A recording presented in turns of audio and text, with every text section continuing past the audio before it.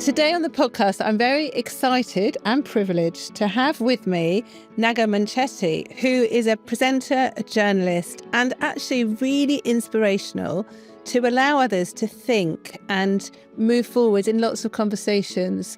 So I've obviously been very enamoured with your work for many years, but I was super excited when you asked if I could be involved in your book that has just come out called It's Probably Nothing, but it absolutely isn't nothing, which we're going to talk about today. So thank you so much for joining me. Oh, well, look, thank you, Louise. I'm really proud of this book. And one of the reasons I'm really proud of this book is because I got brilliant people to be part of it.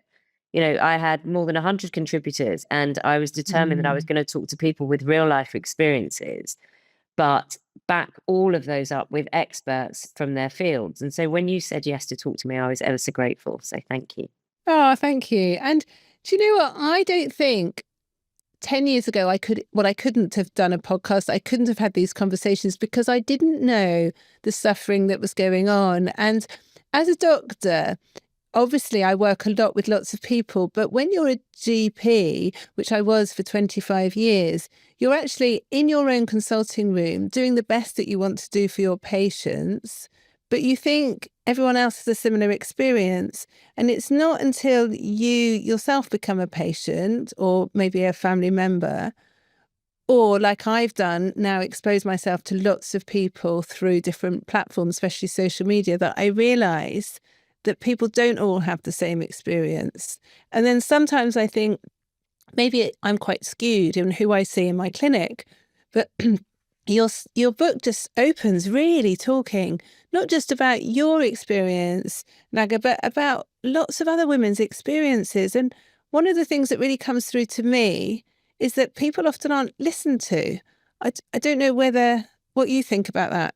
Yeah, I mean, I was always determined that this book, even though the launch pad from it was my own experiences and having spoken about my own experiences on 5 Live radio, where obviously I have a show.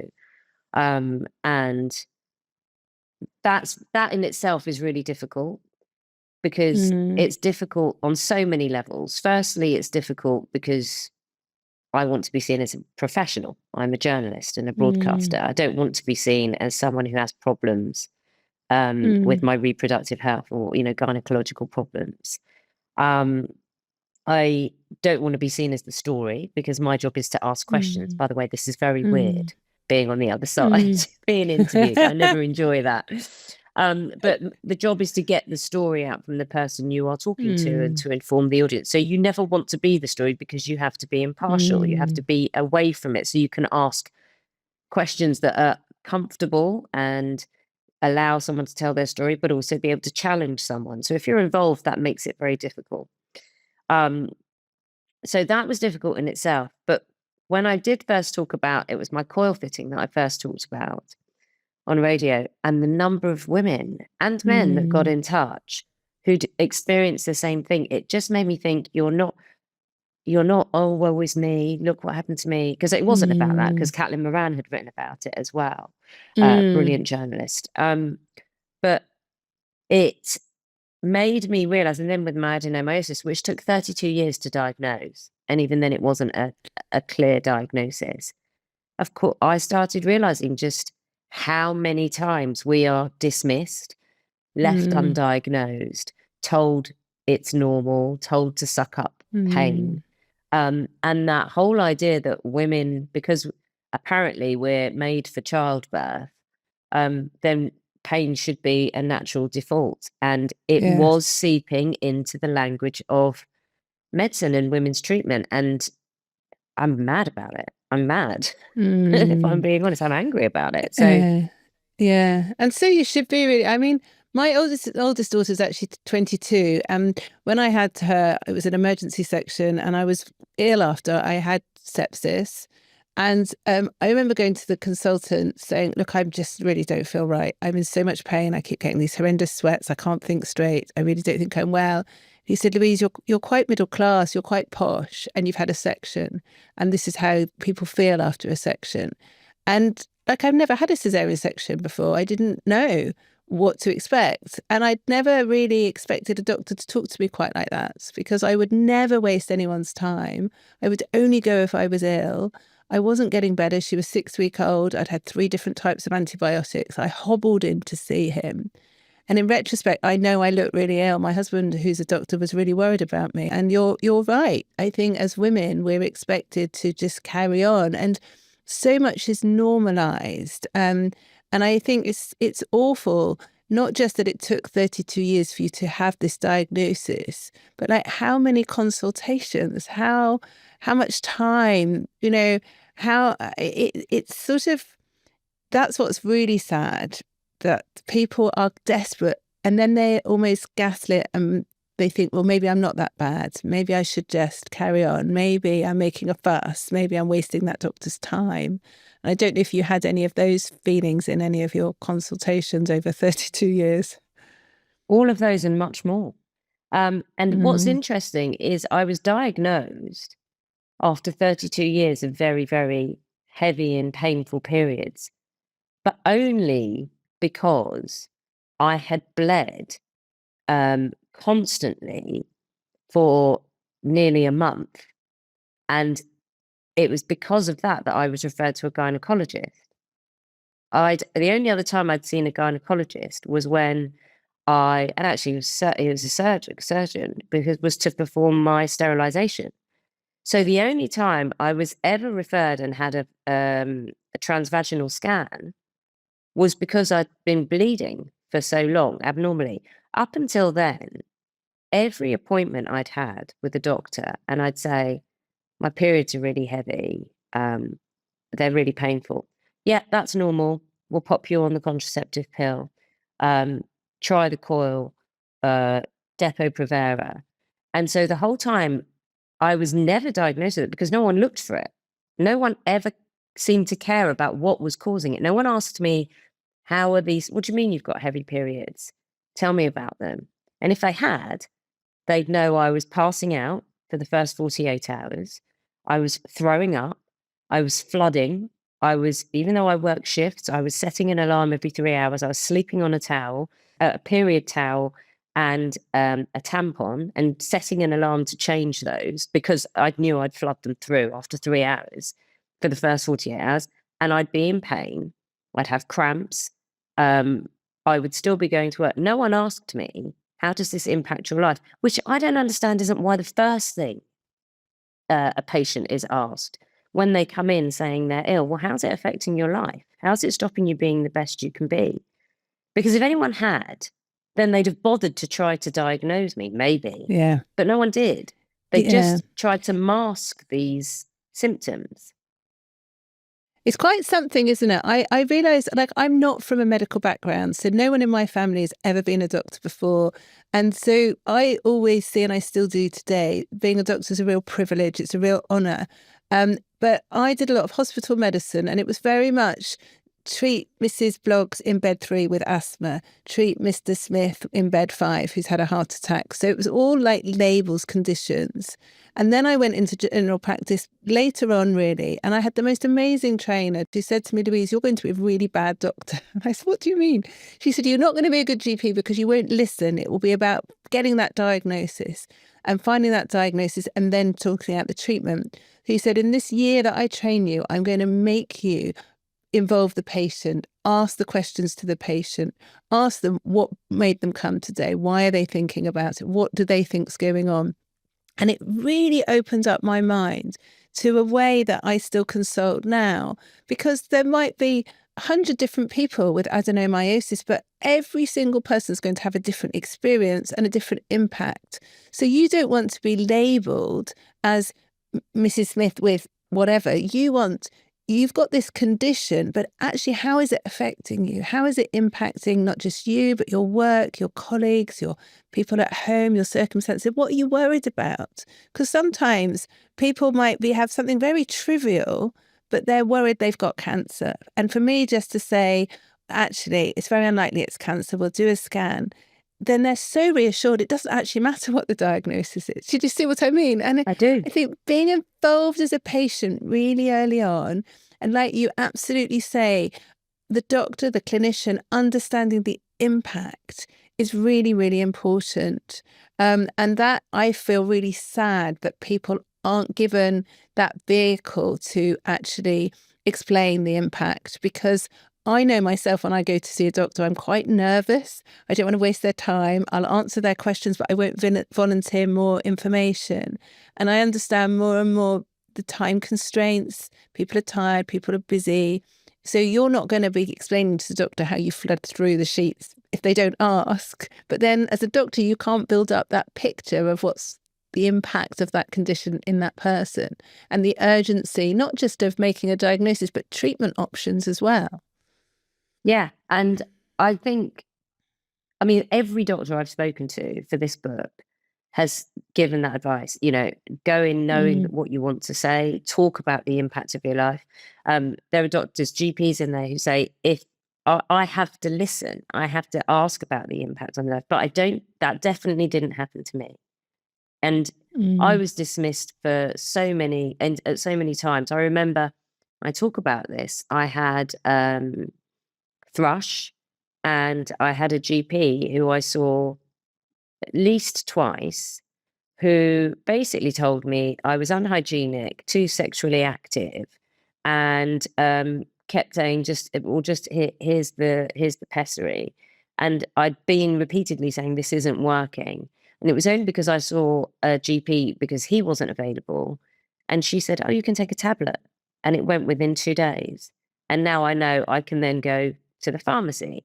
And I've been to pharmacists who have said, oh, no, are you sure this is what it is? And I'm like, I know what this is because I know my body and I've had this before. And there've been gatekeepers at the pharmacy. And so I've gone to a different pharmacy where a woman has listened to me and says, okay, fine, ask all the right questions, but then gives me the tablet. I felt, and both occasions, and this is nothing against male GPs. I've spoken to male GPs in this book who are brilliant, who listen, but I think women, I write in the book, I went back to that second GP who'd accused me, who'd made a moral judgment on me, and that had affected my treatment, my medical treatment. And I look back now and think, how dare they? But I didn't realize it at the time because my pain outweighed the humiliation of the first appointment. And it takes, as you say, it takes so much for us to book a GP appointment in the first place, because we put things off in terms of we prioritize other people, other things, work, whatever in our lives. So, and I say this, that if a woman is at a GP and she's asking for help, it could have taken years for her to get to that point. It does not take half an hour of her not feeling well to go, right, I'll ring up the GP because that's what I do. It takes days, weeks, months, even years before they ask for help. And that's on us. That is bad. Yeah. But it should give practitioners an idea of, oh my goodness, I already know this is serious to her because she's here. I totally agree. And one of the things that I really worry about, and you said it earlier, is about how much is normalized. So then it makes it very difficult to know, when do I go and seek medical help? So talking about heavy periods, oh, well, you will have heavy periods, oh, they will be painful. Well, why do we accept it? And how has it become so normalized that people aren't receiving the right help, support and treatments as well? And I think that's really sad because, you know, we're both English speaking, we're both educated. I worry a lot about areas of deprivation for people that don't speak English, that can't advocate for themselves, that really can't put them number one because they've got so much else going on. And like you say, the impetus, the sort of time for them to go and see a doctor will be that much harder. So you often, in certain areas and certain communities, you've just got one chance as a doctor. You know you'll never see them again. And for me, it's such a priority. If someone's coming for help from certain areas, I will think, right, this person's really suffering. But actually, if those people aren't listened to, then what happens? Or they get given the wrong treatment or treatment that doesn't help them. It's an absolute car crash because it not just impacts them, it's everyone around them as well, isn't it? Absolutely. I mean, I've spoken to doctors who do go to various communities and speak to, you know, for example, South Asian communities. It is not spoken about. Your periods are not spoken about, and menopause isn't spoken about. In some languages, there isn't even a word for menopause. I know. Right? So it's like, and in some, it's kind in some languages, it means the end, or the withering, or something ridiculous. Yes. Yeah. That is menopause. Anyway, so no wonder it's taboo in so many cultures, because women are like, I can't admit this. I can't say I'm no longer of use in society. Or, I'm the hag that goes and sits in the corner. We go back to the days of witches then. Do you know what I mean? The normalization, Absolutely.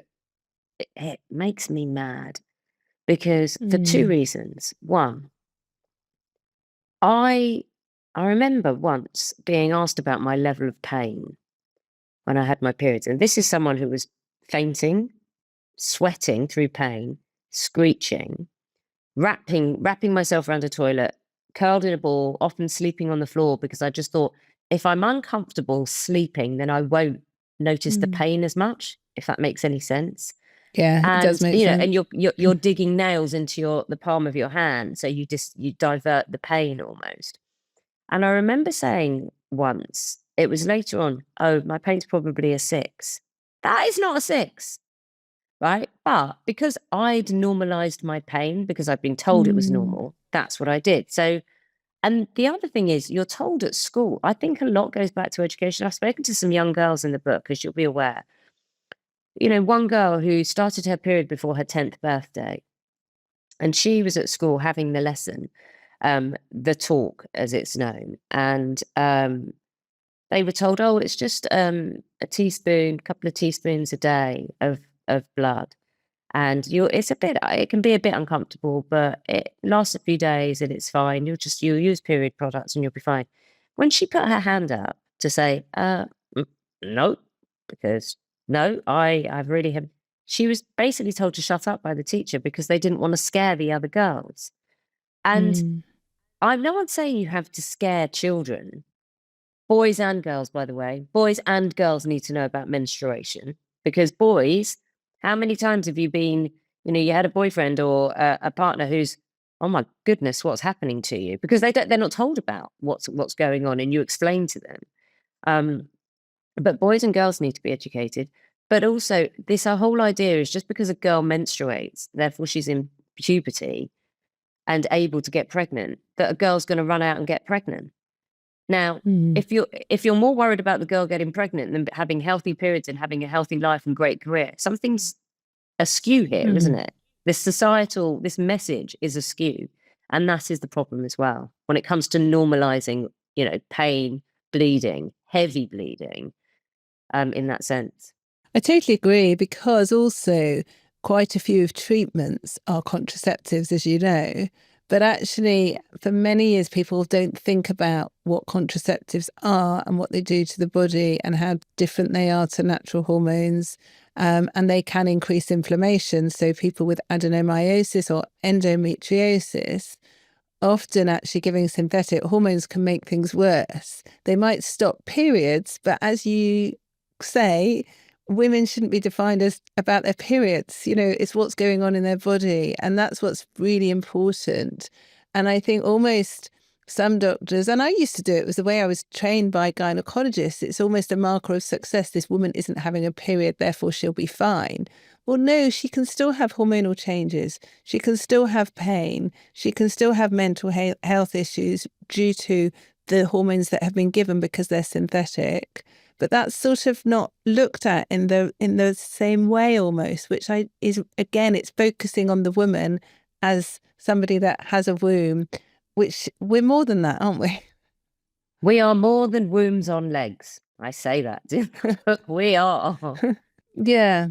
And your book is amazing, because it goes through different areas, and there's quotes throughout, but actually, as I said to you before we went on out, I started reading it in the bath, and I carried on, had a very long bath. But it's amazing, the sort of sadness and the pattern. They're really sad that these are real women. It's 2025, and these are people with real lives, and they're really struggling. And I just don't know why it hasn't got any better. Everyone who took part, who I interviewed, wants what happened to them not to happen to someone else. Indeed. Yeah. That's why and every interview was at least an hour. And we've had more than 100 contributors. And, you know, some of the people I spoke to, not all have chosen to use their real names because it's still very painful. And they would say it's almost like a therapy session because they hadn't said things out loud when it comes to their trauma. And it is trauma, some of it. And I found that really heartbreaking. And I would step away from interviews in tears sometimes because people are just being treated so badly, and by not being treated, that is treating them badly.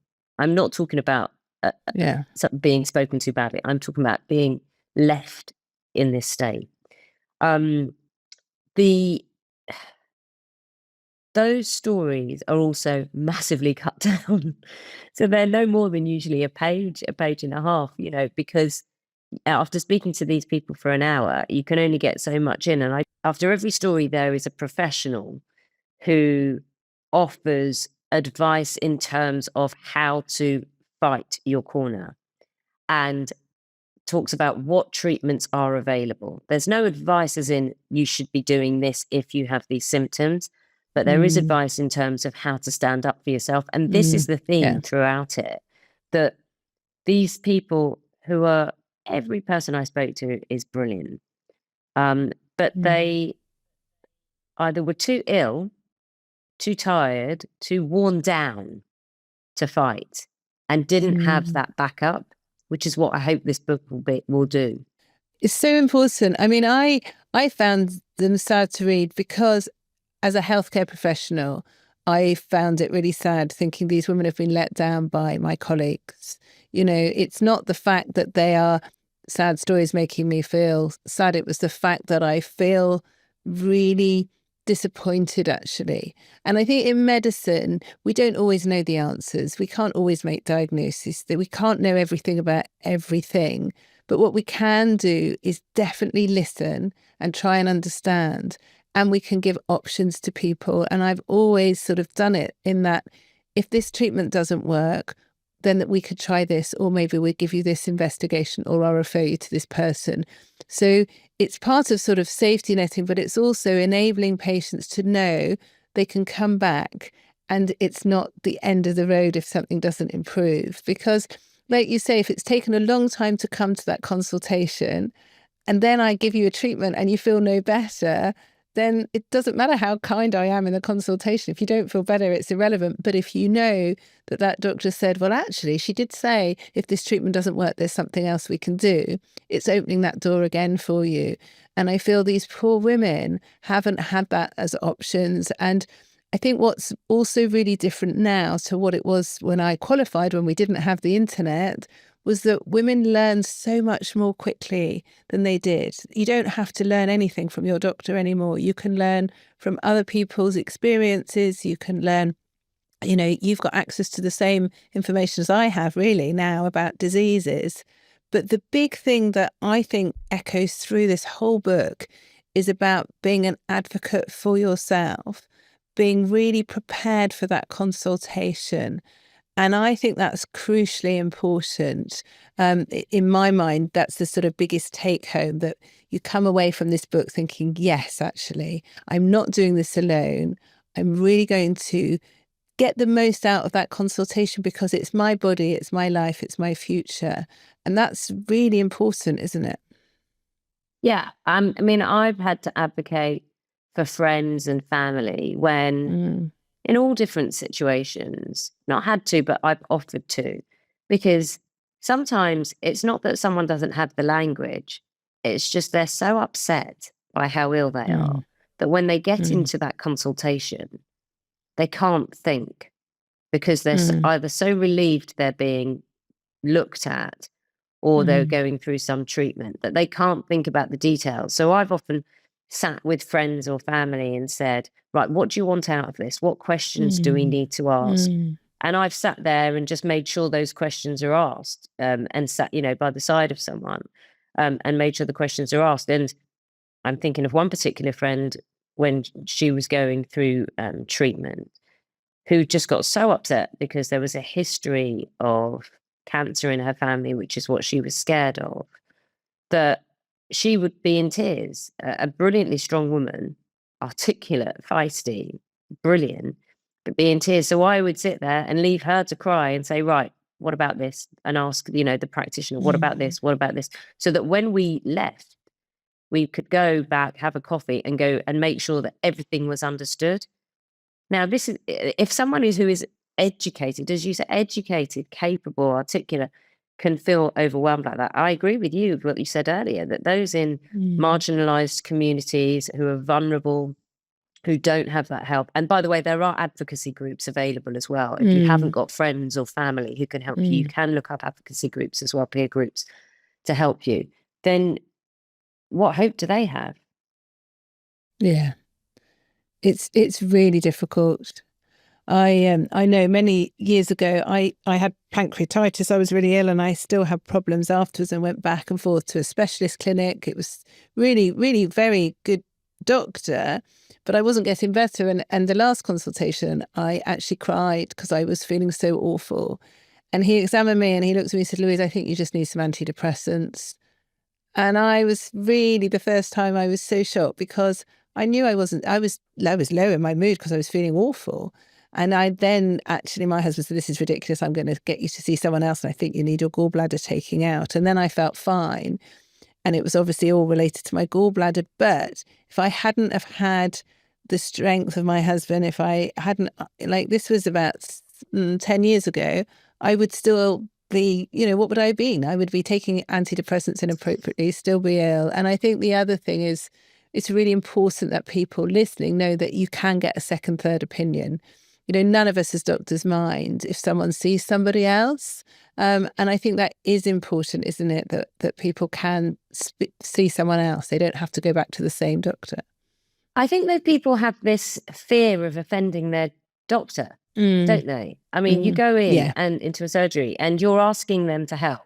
You've only got 10 minutes unless you've booked a double appointment, and that's something else you can do if you know that there are multiple conditions or you really need some time to explain what's going on.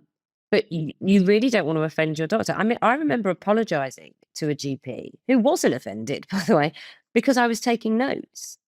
Because I felt, do they think I'm keeping a record of what they're saying and I'm going to use it again? How does the mind work? Yeah, totally. So I think, we are intimidated or in awe of doctors. But ultimately, we have to think that we have the right to feel better. And their job and their will is to want to heal us. They've gone into this to make people feel better. And it is, they're puzzle solvers as well, which is part of the joy of that job as well. So there is a satisfaction when they can help someone and solve the puzzle. So it should be a partnership. It is not go in there, and expect them to just tell you what's wrong, or for them to immediately fix you, because it doesn't work like that either. No, and I think that is crucially important. Actually setting the scene for the consultation, even at the beginning, saying, "I've come because I'm having really painful, heavy periods, and I would really like to talk to you about a treatment that is going to improve the quality of my life," or "I want to talk to you about the next test that I need to have to try and get the diagnosis," or whatever. So you're framing that consultation from the start. And I think it's really important for that patient to be as empowered as possible, to actually, anybody who can make some notes, bring some more information, is really important. And they're not wasting people's time. And if a doctor feels threatened, then they're probably because they're out of their comfort zone and maybe they're not the right person to be seen. But at the end, I think it's also really important to almost summarize. So from this consultation, what I understand is you're giving me X treatment for Y symptom, and if it doesn't help, I can do Z. So you've got that really clear, because it is a partnership. I feel as a doctor, I'm actually the patient's advocate. I'm there to help them with the right, I've got that knowledge and experience, but every consultation I do is different, even if the person had exactly the same disease, because it's the way that, like you said at the beginning, it's the way it affects them, but also what they want out of it as well. Because some people, it might be the vomiting that they're getting is far more significant than the pain. And if I only focus on the pain, then I haven't done the right consultation, you know. So I think that's, well, I know it's so important. And that's something that really, I think, echoes through your book a lot. It gives you this fire in the belly, whether it's out of sympathy for some of these people or anger. It doesn't actually matter. What I think it will do, and I'm really intrigued to see how the comments and the reviews go with this book, because I think it's going to give people permission to maybe be slightly different in their consultations. I really hope so. I really hope so. I gave a talk yesterday and a woman came up to me and she said, I've got to go back to my doctor. I've had treatment for this and it's just not working. And I just thought, oh, well, I'm 60 now, so not really much you can do for me. She said, I'm going back. I'm going to go and book an appointment. And if this book, it just gets one person back to being healthy, and look, society is tough enough. Yeah. It is hard enough to try to be the best who you are, again, with all the systems in society at this moment in time. Our health is something, there is a system. There is the NHS designed so that we all have the right to be healthy, to be as healthy as we can and be the best we can, and then contribute to society. If this book just gets one person saying, no, I know how to get the best out of my GP appointment. I know how to get the best out of my condition and understand my condition. I know how to advocate for myself, and I'm going to go back, or I'm going to do this. Great. Brilliant. Well, I think it actually will be more than one person that does that from your book. But I'm so grateful for your time, because I know how busy you are. But before we end, I'd just like 3 take-home tips. So 3 things that you really would love to make a difference to people's lives going forward. 3 things that you think people could do that's going to improve that 60-year-old, that 10-year-old, whoever, you know, in the best, shortest way almost.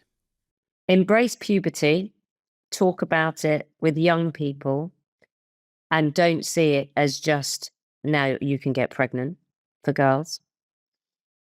See it for what it is, and embolden girls to understand their bodies at a young age and not fear periods.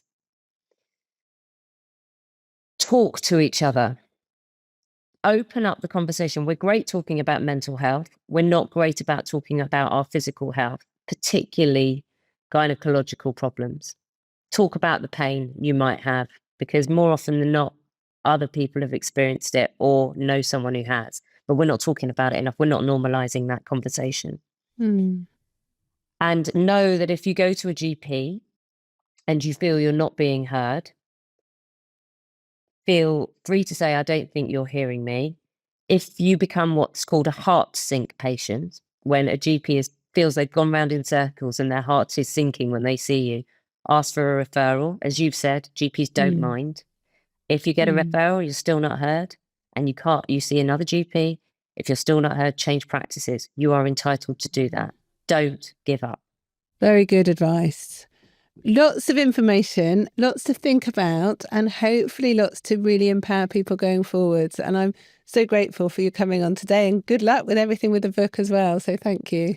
Louise, thank you so much. And thank you for your wise words in the book as well. I'm sure people will take those away and that will help their lives be better too. Thank you. Take care. Oh, thank you. Subscribe to my newsletter for exclusive insights and updates on new episodes.